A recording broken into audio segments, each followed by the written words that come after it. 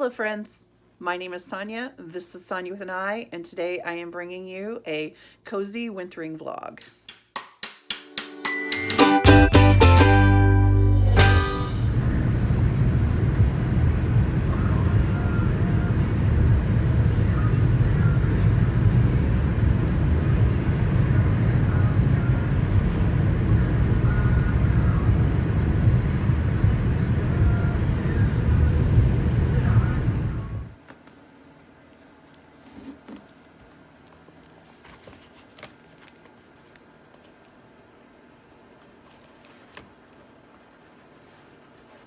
I'm actually going to my hometown library. I finished my book, The Full Moon Cafe. I finished it and realized that it's due back tomorrow, so I'm gonna go drop it off. I might take a little stroll through the shelves, see if I find anything that screams at me, because I don't have any books to read at home. I mean, I know that you all feel very bad for me. I have no books at home. But sometimes I just like walking around my friends, so I'm going to go do that at the library. It's still a very rainy day today. This is a bookish day.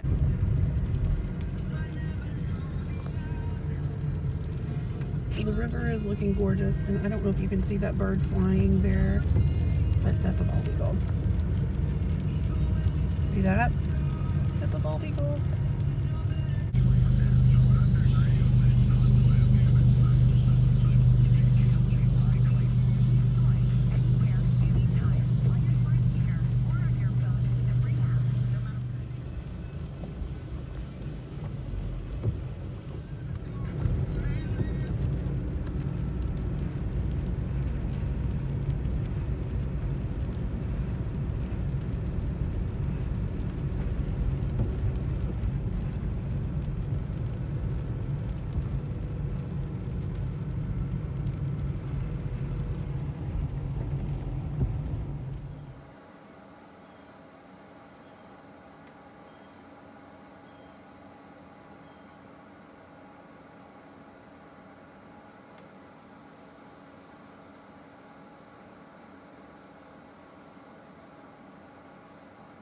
Dan and I are having a little Valentine's Day date here at the Bailey's Range in St. Louis, Missouri, and I just wanted to kind of show off my food. I ordered a build your own burger, and it has mushrooms and boursin cheese, and then we got a boat of fries to share with queso, and what was this, babe? What was this mustard? Some kind of ranch. Some kind of, sriracha ranch or something like that. And then Dan got something called the bacon maple crunch. Something like that. Yes. If you're ever in the St. Louis area, Bailey's on the Range. It's a great little place. It's very cute, very nice. So for dessert, we ordered the blackberry goat cheese ice cream that we're going to share. We're waiting on another spoon. So I'll let you know how it is. I've never had goat cheese ice cream. We'll see.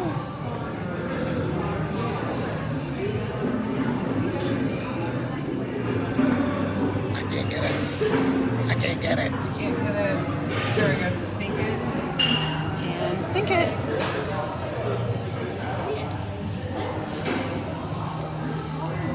Oh, wow. It tastes a little bit like cheesecake, blackberry cheesecake. Very good, very tasty. And as you can see, we clearly hated it. What do you think, babe? How many stars? Out of five? 5 stars. 5 stars for me too. And a little extra note, which I didn't know this until I was reading some of the stuff on the table. This is house made. Oh, yeah, This is made here. All their ice creams are house made.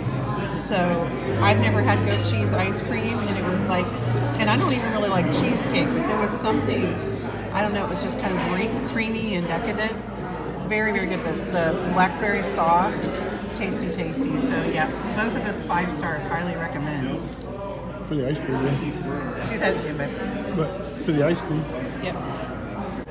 Also for my friends who like to have boozy drinks, they have boozy lemonades and beer, of course, cocktails. But then they also have boozy shakes. I'm not much of a drinker, but some of these sound really tasty. And then here is their ice cream flavors. And then they have shakes. And then drinks. So our restaurant is an old gas station. And it's very cool. You can even see, I don't know if you can see that, but there's a Gulf sign inside of there. Decorated very cool. A very cool way. I'm going to try not to run over Dan here. And it is on the corner of Shaw and Clem in St. Louis. If you go north on this street here, you will be at the Missouri Botanical Gardens. Because he loves his Valentine, we go to the bookstore. Shoes and shirt must be worn, so don't be taking your shirt off.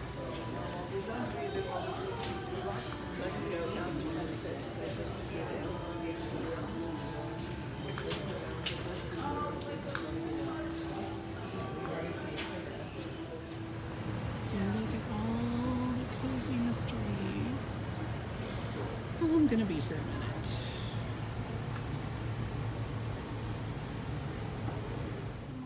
I am meeting my friend Laura from Laura Reed's at the coffee shop, and I wanted to take her a little gift. And on Thanksgiving, yeah, on Valentine's Day, I made something called a Connecticut blueberry buckle that I got from the recipe book of my own cookbook by Gladys Taber. And it was really delicious. It was quite the hit. I'll show it to you. It was quite the hit. I mean, so much to where, like, this is all we have left of it. But it's basically like a coffee cake with blueberries in it.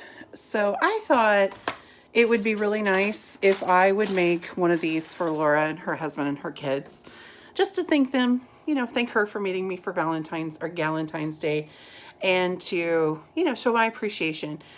So this is what I did. Now I have pre-measured some of this because I'm sure I don't have enough hands to measure and hold a camera. So I'm going to flip this around. Recipe. This Connecticut blueberry buckle. It is from my own,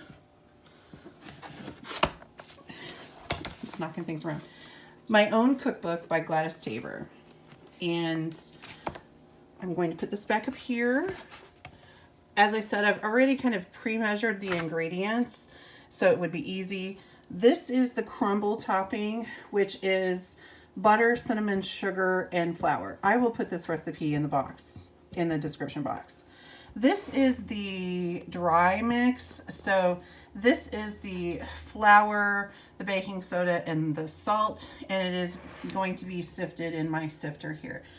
And here we have the butter and the sugar. Now in the recipe, it doesn't say to use brown sugar. I went with my spirit on that. I like the way brown sugar tastes, so I added a little bit of brown sugar, kind of even that out. I'm also going to be adding some milk and an egg. I'm going to let the mixer do the work here. My Connie, the KitchenAid here, is going to do her job. And then I'm going to try to sift this without making a big mess and doing it one-handed. So, and holding a camera. Ooh, look at me, I'm multi-talent. Anyway, this is a handheld sifter. Dan got this for me because it says Honey Bunny on it, and that's what he calls me. And of course, this is precious because I didn't do this on purpose, but my bowls match this. All right. So my hand's falling asleep. I'm starting to get a cramp. I'm going to stop it. Flour has been sifted. I still have this mixture here to mix.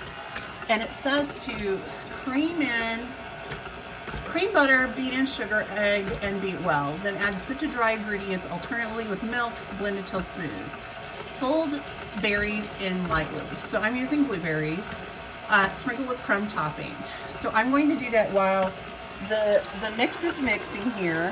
Letting that cream, I'm going to add some of the flour and then milk, just kind of alternatively, and I will bring you back when it's all put together in the pan. A little bit of flour. As you can see, that kind of slowed that down a bit. So I'm going to add a little bit of the milk. to loosen it up a bit. And I love these bowls. They're called Cinderella bowls because they have that pour spout on them. And it's easier to do when they're not doing it with one hand, but they have this pour spout on them, and it makes it easier to pour in ingredients. I'm just going to let that continue to go and just kind of do it alternately. I can't talk. And I'll get my scraper out and do a little scrapey scrape. I've heard of a buckle before or not. This is the first time I've made one. To me, it's kind of like a fruity coffee cake. I've made Pandowdies, Brown Betties. This is not like that. I see how smooth that is. Now, my spirit's telling me to add a little bit of vanilla, just because, you know, everything's better with a little bit of vanilla, I think. I'm going to give this a little bit more of a stir so that vanilla can get in there. And the last but not least ingredient we're going to add is the blueberries. Now, I'm not going to beat the blueberries to death because I want them to be in pretty big pieces. So I am going to move this down very, very slow and give you a chance to look at. This is the dough basically, or the cake batter. And now, I did taste it. Granny said that if your batter tastes good in the bowl raw, it's going to be 10 times better cooked. So I have to agree with her. 2 cups of blueberries. It says to use fresh blueberries. These were fresh when I froze them. So loads of blueberries there. I'm going to put this on and let this mix it up very gently and gingerly, even though it doesn't look perfect. And here's the dough.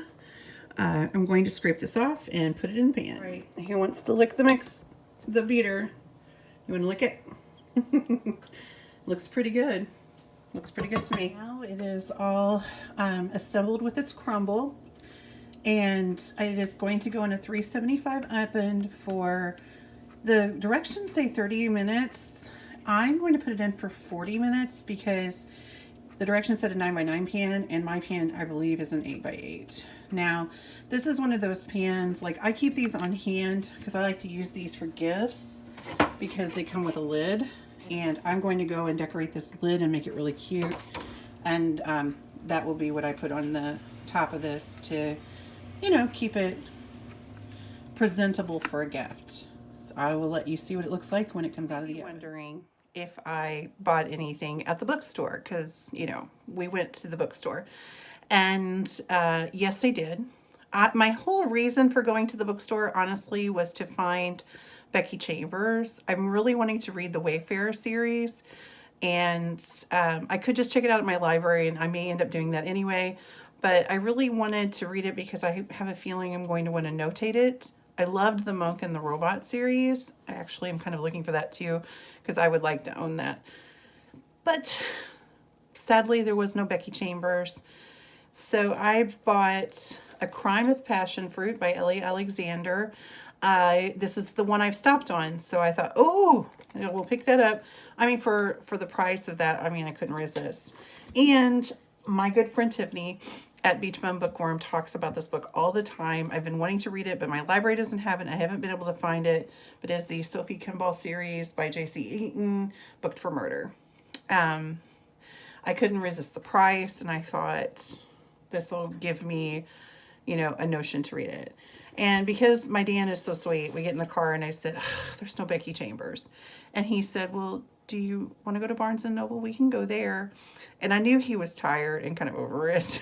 And I mean, we'd went to eat, we'd cleaned my mother-in-law's house, we've went grocery shop, we've done all the things. And I was like, nah, that's okay. I'll just wait for it. So that's what I'm doing, is just going to wait for it. Anyway, we had a fun little relaxing day. It was very rainy here, and now that the buckle is cooking, I can smell it, and I think I might do something cozy tonight. And here is the final project. It is this beautiful, it has the little crunchy top, beautiful blueberry buckle, and I'm going to stick this on top of here and give it to Laura in the morning.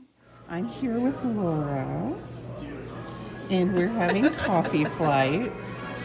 And we have Love Potion and Bouquet Latte, Chocolate Strawberry, and Love Sick Chai.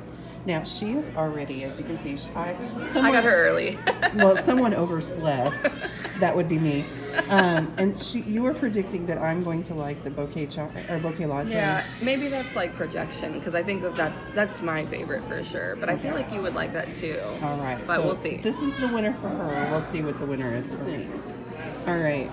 So I would say my number one favorite flavor is probably the Love Potion, which she's surprised. She's surprised. No, And that makes then sense. Oh. Next would be, I think, the Love Sick chai. Do you think this tastes like strawberry milk mixed with chai tea? It tastes like somebody took Strawberry Quick and threw some chai in it, and I'm not mad about it. It's actually really good. It is really good. Then the bouquet latte, which is really good too. Like these two, this was a hard pick. The marshmallow is what does it for me in this. Yeah. There's a marshmallow rim around it, and Yeah. that to me.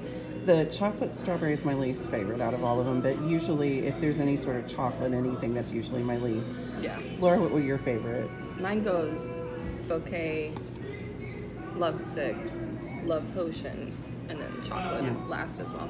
And For so me. the verdict is in. But this is good. It's got frosting on the side. It does have frosting on the side. They're all good. There's Yeah. not it's bad. It's just usually if there's something chocolate, that's usually my last pick. So there we go. Thanks, Laura, for meeting me. So you can see it's kind of snowing a little bit. These are the rivers, very frozen, but still running.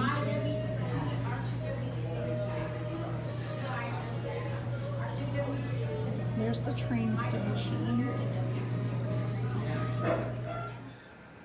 As you can see, we had snow this morning. Today is a snow day. I will be doing some wintering practices. I have a chicken, a whole fryer on the stove. I'm boiling it down so I can pick off the meat and make stock with the rest. Little squirrels there. I got a new bird feeder that is supposed to be squirrel proof. We shall see. But yeah, what a great day to winter. We're supposed to get snow for the rest of the day. They're forecasting up to 12 inches, so we'll see. Earlier in the vlog, I made a blueberry buckle from the Gladys Taber cookbook that I had, and I wanted to sit down and kind of have a conversation about the Gladys Taber cookbooks.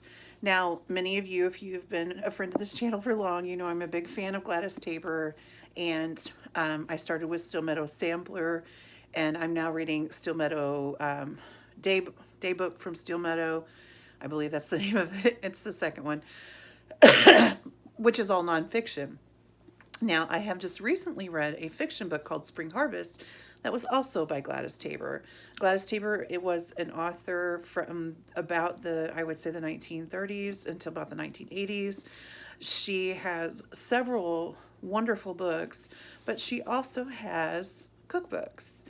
And the recipe that I made was called a Connecticut Blueberry Buckle, and it came from this book called My Own Cookbook from Still Meadow and Cape Cod, and this is by Gladys Taber. And sorry, this is kind of rolling up a little bit, but this book was written in 1972, and it is a wonderful, just like a regular cookbook with, you know, all of separated into different categories and recipes that she made in her own home. Now, she had a cookbook before that was called The Still Meadow Kitchen. Now, this book is a little bit different. This was written in 1947, and it's a little bit different because even though it has recipes in it, it is more of, there's a lot of storytelling in it. So she has, things are separated by category, you know, but there's some sort of paragraph or something telling about that recipe or that group of foods. If she's talking about bread, or if she's talking about meat, or there's some sort of introduction or commentary about that. Now, I'm going to look and see if you'll be really patient with me, I'm going to look and see if the blueberry buckle is listed in this one. Let's see. Breads. I don't know if I consider it a bread. There's breads, waffles, sandwiches, desserts. Nope, I am not seeing blueberry buckle. Pies, I wouldn't consider it. Puddings.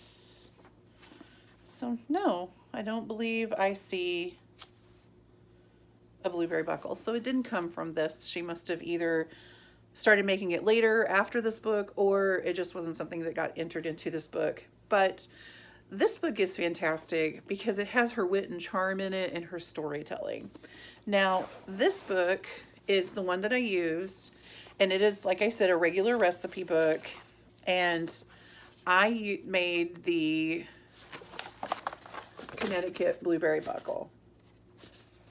This was very simple to make. I have never had a buckle or made a buckle or tasted a buckle or anything like that. To me, a buckle is something that you put on your belt. But I didn't realize that this was something that existed. This was very easy to make. It wasn't difficult at all. It was just things that I had in my own house and came together well, was easy, and it would be fantastic, I think, for breakfast, or I liked it with ice cream. It was good with ice cream as a dessert. It was kind of like, to me, a fruity coffee cake with, because it had the crumble on the top. I assumed it would be like a cobbler, that it would have that like fruity kind of filling to it with the crumbly top. It's like a coffee cake, and it was very simple to make. Now, as I said, this book was written a little bit later in her life in the 1970s, and it does have a lot of recipes that are very easy to follow and very easy to read. This is the second recipe that I have made out of this book. And I love cooking vintage recipes from vintage cookbooks. And if you enjoyed this or you would like me to do that more, please let me know in the comments, because if that's something that is of interest, I really thoroughly enjoy it. And, you know, we have to feed our households, so it kind of serves a double purpose. You may be asking, what was the other that I made in here? I believe it was called company casserole, and it was a basic, like your basic chicken casserole with cream of mushroom soup and French onion soup. It was good, except French onion soup really hurts my stomach, and onions really hurt. It was something I can really only eat once, and then I probably, you know, need to stay home afterwards because it's gonna hurt my stomach. This is a great book. If you if you can get your paws on any Gladys Taber book, do. But I checked this out at my library before I got this copy. So I'm very, very thrilled with this. I was so happy to have it. Elizabeth from Lizzie Faye Loves Books gifted this to me so kindly, and I'm pleased as punch. This book here, I loved it too. It is a cookbook, but as I said, it is set up very storyteller wise. There's not a clear, you know, this cup, you know what I mean? It's not very clear. So, both of these are Gladys Taber, both of them are cookbooks, both of them I highly suggest. Do you do some vintage cooking? Do you like vintage cookbooks? Let me know in the comments. When I was a little girl, my granny used to tell me to make my bed. And it wasn't because she thought that I needed to clean or anything like that. She knew that I was anxious and that I didn't feel like I was in control. As a child, I was a very anxious child, and I would get pretty severe anxiety, and still do. And she would say, Sonia, when you can't control the things around you, you can always make your bed. It is the one thing you can control. It is the one thing that is within your power that you can change and fix and make better. Now, I will say, when I was a teenager, and she would say this, I just thought, yeah, Grandma was just trying to get me to make my bed. You know, she's just trying to get me to tidy up. But as an adult, I now appreciate this. When I feel like I need to connect with her or just be in control of something in an out of control world, making my bed always brings me peace and it brings me comfort.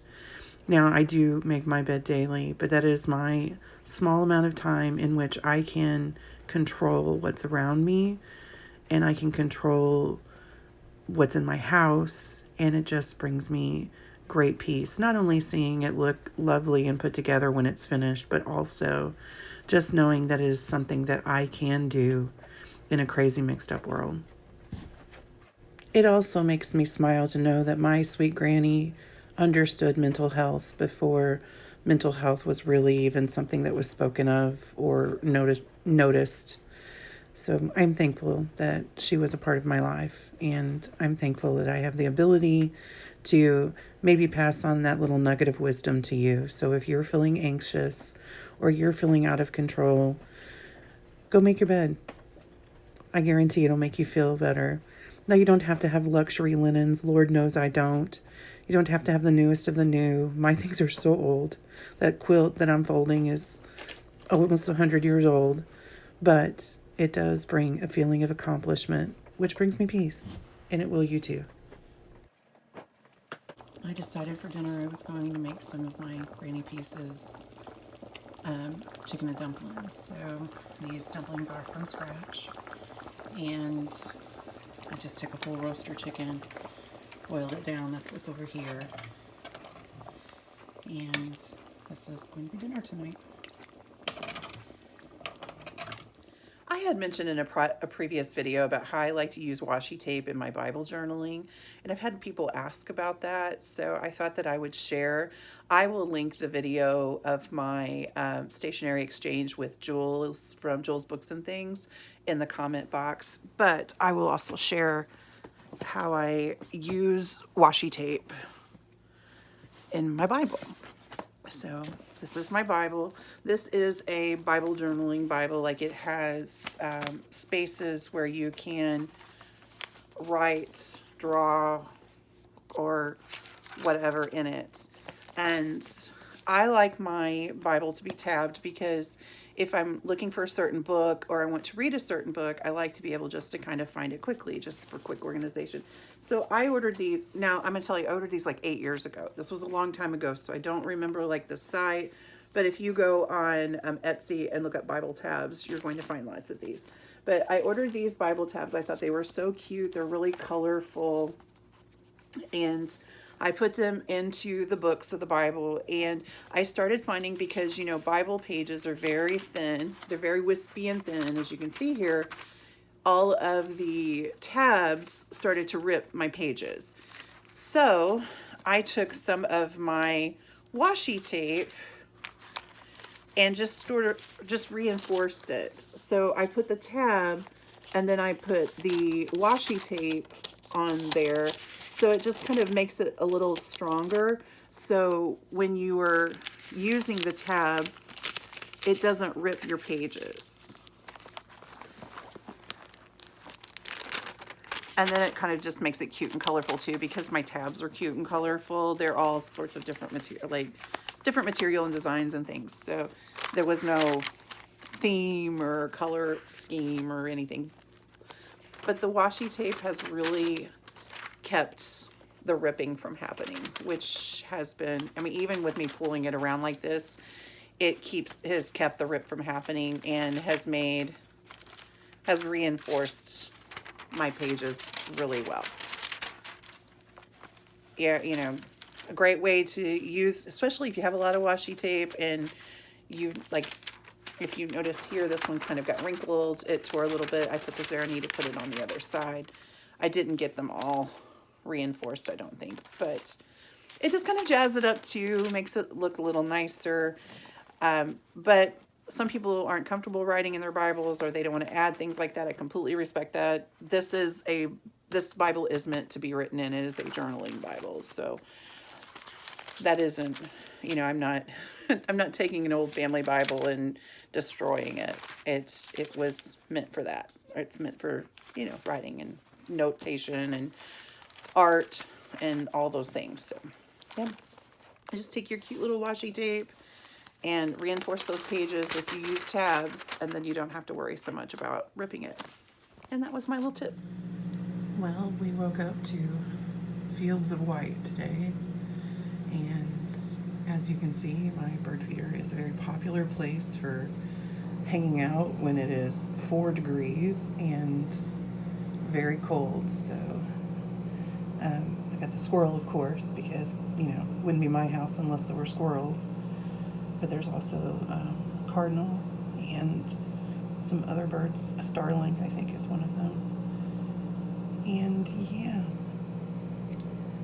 I guess I am staying inside today, and my coffee's ready.